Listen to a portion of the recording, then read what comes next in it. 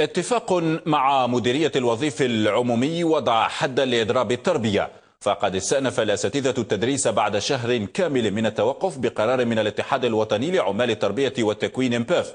وتعهد المدرسون بتدارك الدروس الضائعة خلال فترة الإضراب في الأسابيع القليلة المقبلة.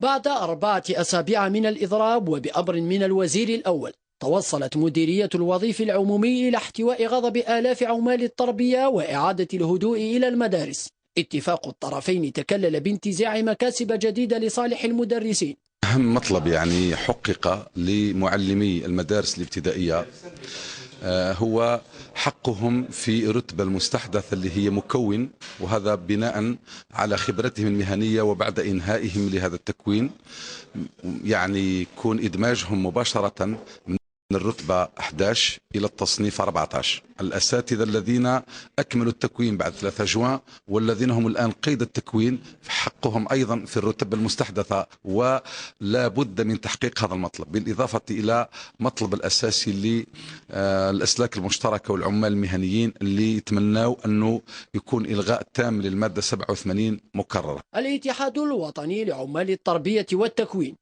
وبقرار تعليق الإضراب تعهد بتعويض الدروس الضائعة ولو بدون مقابل مادي. وجهنا نداء من باسم المجلس الوطني ومن خلالكم أيضا للمعلمين والأساتذة اللي كانوا مضربين على أن ينتهزوا كل الفرص المتاحة لتعويض ما فات أبنائنا من دروس، لا سيما أقسام الامتحانات، دون حشو وبهدوء، وفي نفس الوقت دون انتظار مقابل.